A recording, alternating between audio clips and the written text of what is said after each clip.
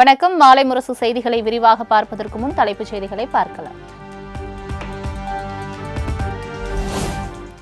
பெஞ்சல் புயலை தீவிரமான இயற்கை பேரிடராக அறிவித்தது தமிழ்நாடு அரசு.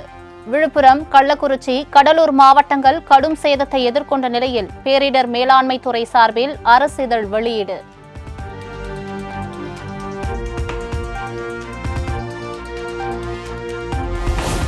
விக்கிரவாண்டி தனியார் பள்ளி முதல்வர் தாளாளருக்கு ஜனவரி 10 வரை நீதிமன்ற காவல்.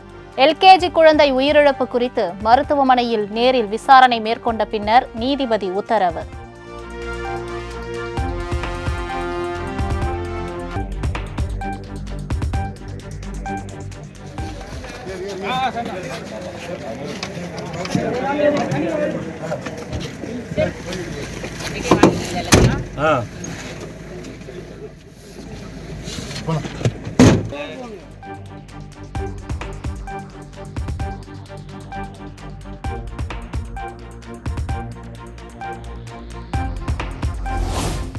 விழுப்புரம் மாவட்டம் விக்கிரவாண்டி தனியார் பள்ளியில் எல்கேஜி குழந்தை உயிரிழந்த விவகாரம்.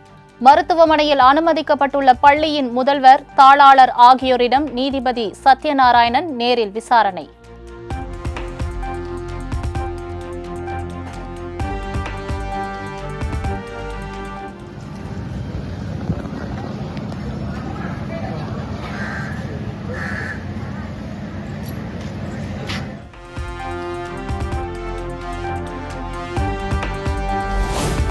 விழுப்புரம் பள்ளி சிறுமி உயிரிழந்த வழக்கில் தனியார் பள்ளி ஆசிரியைக்கு நீதிமன்ற காவல். வரும் 10 வரை நீதிமன்ற காவலில் வைக்க விழுப்புரம் நீதிமன்றம் உத்தரவு.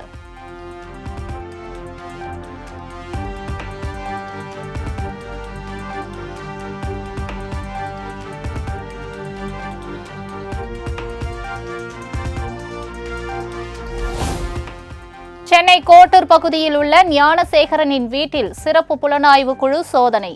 மாணவி அளித்த புகாரின் பேரில் 5 மணி நேரத்திற்கு மேலாக ரைடு.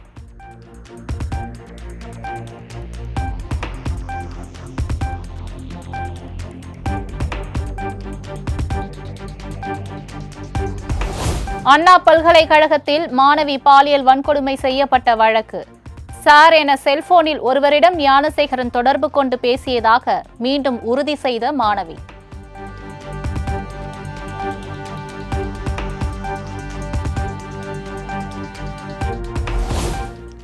மாணவி பாலியல் வழக்கில் கைது செய்யப்பட்டுள்ள ஞானசேகரனின் வீட்டில் நடத்தப்பட்ட சோதனையில் லேப்டாப் சிக்கியதாக தகவல்.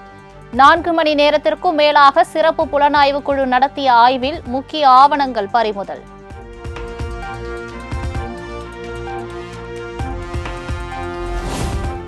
விருதுநகர் சாத்தூர் அருகே பொம்மையாபுரம் பகுதியில் பட்டாசு ஆலையில் விபத்தில் 6 பேர் உயிரிழப்பு. 4 அறைகள் தரைமட்டமான நிலையில் மீட்பு பணிகள் தீவிரம்.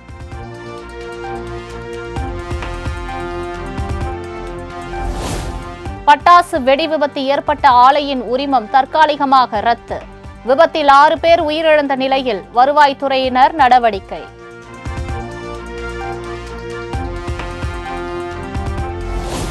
சாத்தூர் அருகே பட்டாசு ஆலை வெடி விபத்தில் ஆலையின் உரிமையாளர் உட்பட 4 பேர் மீது வழக்கு பதிவு. உரிய பாதுகாப்பின்றி பணியில் ஈடுபடுத்தியது உள்ளிட்ட 5 பிரிவுகளின் கீழ் போலீசார் வழக்கு பதித்து விசாரணை.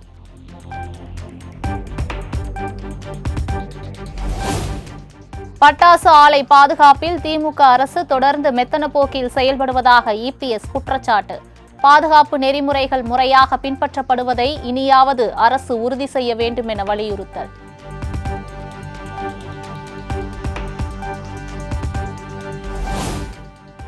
சாத்தூர் பட்டாசு ஆலை வெடி விபத்தில் உயிரிழந்தவர்களின் குடும்பத்தினருக்கு தலா 4 லட்சம் நிவாரணம். காயமடைந்தவர்களுக்கு 1 லட்சம் ரூபாய் நிதி உதவி வழங்க முதலமைச்சர் மு.க. ஸ்டாலின் உத்தரவு.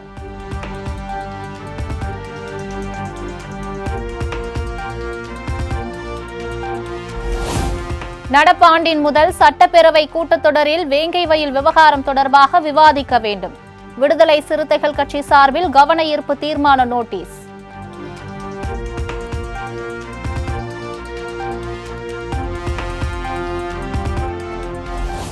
அனைத்துலக முத்தமிழ் முருகன் மாநாடு 2024 விழா மலர் வெளியீடு. சென்னை தலைமை செயலகத்தில் மாநாடு மலரை வெளியிட்டார் முதலமைச்சர் மு.க. ஸ்டாலின்.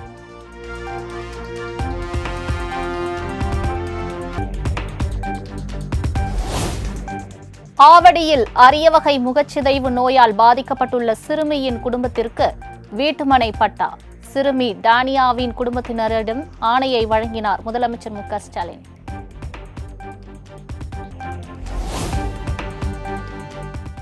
தமிழகத்தில் அறிவிக்கப்படாத எமர்ஜென்சியா என சிபிஎம் மாநில செயலாளர் பாலகிருஷ்ணன் கேள்வி எழுப்பிய விவகாரம்.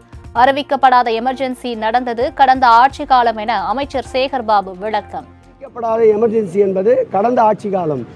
இதுவரையில் அப்படி போராட்டத்தில் ஈடுபடுபவர்களை ஒருவர் மீது கூட அவர்களை ரிமாண்ட் செய்கின்ற சூழலை எடுத்துக்கொள்ளவே இல்லை. அவருடைய தேவை என்னவென்று தெரியவில்லை. கேட்டு அறிந்து கொண்டு அவைகளையும் நிவர்த்தி செய்வோம்.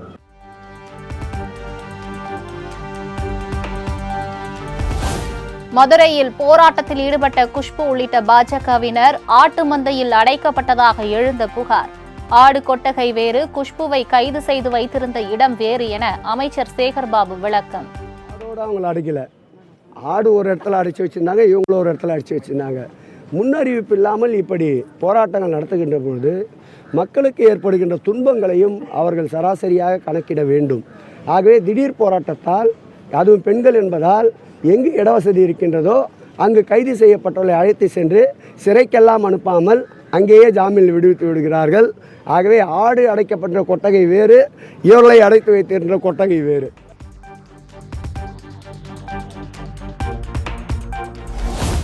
தேசிய சந்தைப்படுத்துதல் கொள்கை வரைவு அறிக்கையை உடனடியாக திரும்ப பெற வேண்டும். கடன் தள்ளுபடி உள்ளிட்ட விவசாயிகளின் கோரிக்கைகளை மத்திய அரசு உடனடியாக நிறைவேற்ற வேண்டும் என்றும் மதிமுக பொதுச் செயலாளர் வைகோ வலியுறுத்தல்.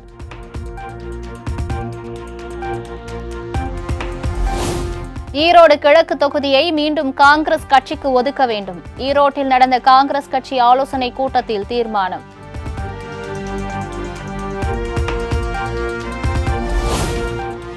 அண்ணா பல்கலைக்கழக விவகாரத்தில் ஏற்கனவே கண்டனம் தெரிவித்துவிட்டேன் என கனிமொழி விளக்கம். யார் அந்த சார் என்பது குறித்து விசாரணை நடைபெற்று வருவதாகவும் பேட்டி. யார் அந்த சார் அப்படிங்கறத பெரிய டென் பண்றாங்க எதிர்கட்சிகள். இப்ப கூட்டணியில் இருக்கக்கூடிய கட்சிகளும் கூட யார் அந்த சார் அப்படிங்கறது சந்தேகம் இருக்கு. அது பெண்ணுடைய பார்வையில இருந்து அந்த வெளிப்படையா சொல்லணும் அப்படிங்கறது வழி. அந்த பெண் எப்படிங்க, அவங்களுக்கு எப்படி தெரியும்? அது விசாரணை நடந்து கொண்டிருக்கிறது. காவல்துறையும் அந்த போன் அப்போ ஏர்பிளைன் மோட்ல இருந்ததுங்கிறாங்க. விசாரித்து கொண்டிருக்கிறார்கள். விசாரணையிலே அது வெளிப்படலாம், அல்லது அப்படி ஒரு நபர் இல்லை என்றும் தெரிய வரலாம்.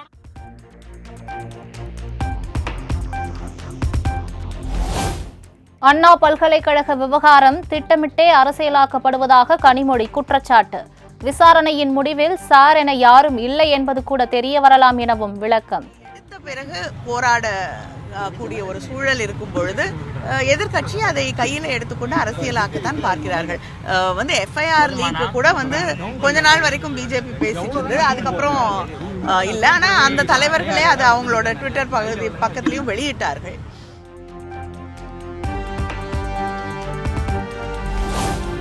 மதுரையில் தடையை மீறி பேரணி நடத்திய குஷ்பு உள்ளிட்ட பாஜக நிர்வாகிகள் மீது வழக்கு பதிவு. மதுரை மேற்கு கிராம உதவியாளர் ஜலபதி அளித்த புகாரின் பேரில் போலீசார் நடவடிக்கை.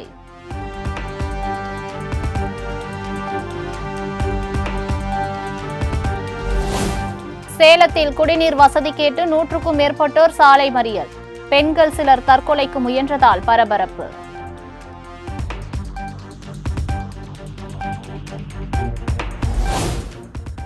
கந்துவட்டி புகாரில் நாகர்கோவில் காசிக்கு 3 ஆண்டுகள் சிறை தண்டனை. அவரது தந்தை தங்கபாண்டியனுக்கு 2 ஆண்டுகள் சிறை தண்டனை விதித்து கன்னியாகுமரி மாவட்ட நீதிமன்றம் பரபரப்பு தீர்ப்பு.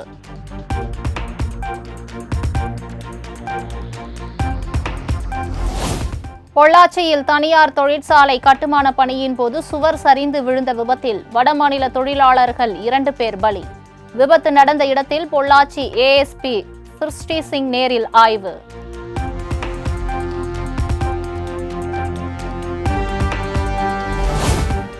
அரசு பள்ளிகளில் ஆண்டு விழா நடத்த 14 கோடி ரூபாய் ஒதுக்கீடு. தொடக்கப்பள்ளி முதல் மேல்நிலை பள்ளி வரை ஆண்டின் முதல் 3 மாதங்களில் விழா நடத்திட தமிழக அரசு உத்தரவு.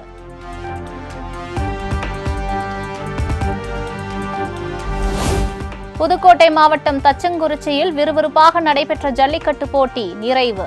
காலை 8 மணிக்கு தொடங்கிய போட்டியில் 530 காளைகள் 300 காளையர்கள் களம் கண்டதாக தகவல்.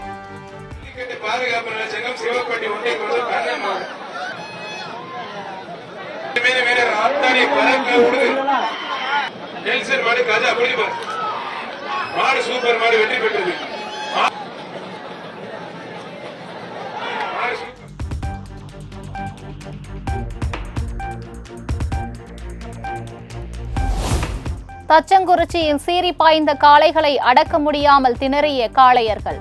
6 சுற்றுகளாக நடைபெற்ற போட்டியை உற்சாகத்துடன் கண்டுகளித்த பார்வையாளர்கள்.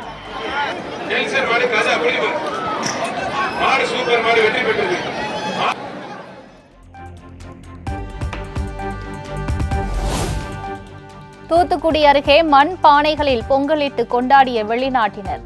வேஷ்டி சேலை அணிந்து அசத்தல்.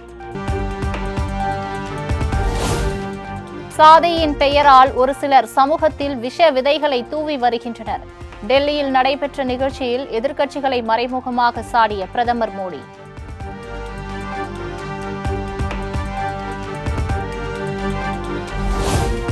டெல்லியில் 5 நாட்கள் நடைபெறும் 2025ஆம் ஆண்டிற்கான கிராமப்புற இந்தியா திருவிழா பாரத் மண்டபத்தில் தொடங்கி வைத்தார் பிரதமர் மோடி.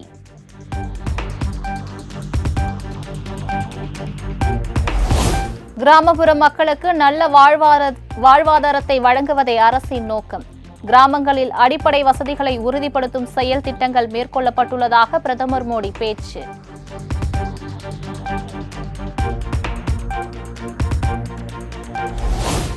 பாஜகவின் சுயநலத்தால் மணிப்பூரில் 600 நாட்களுக்கும் மேலாக பற்றி எரிகிறது. பிரதமர் மோடி இதுவரை அங்கு செல்லவில்லை என காங்கிரஸ் தலைவர் மல்லிகார்ஜுன கார்கே குற்றச்சாட்டு.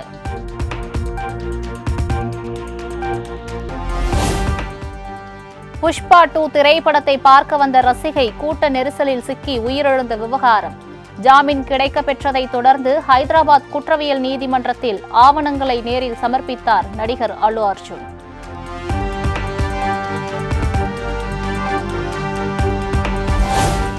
சிட்னி டெஸ்ட் 2வது இன்னிங்ஸில் 6 விக்கெட்களை இழந்து 141 ரன்கள் சேர்ப்பு. 2ஆம் நாள் ஆட்ட நேர முடிவில் ஆஸ்திரேலியாவை விட இந்திய அணி 145 ரன்கள் முன்னிலை.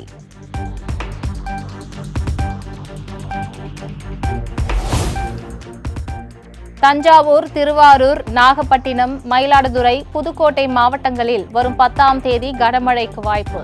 காரைக்காலிலும் கனமழைக்கு வாய்ப்புள்ளதாக வானிலை ஆய்வு மையம் தகவல்.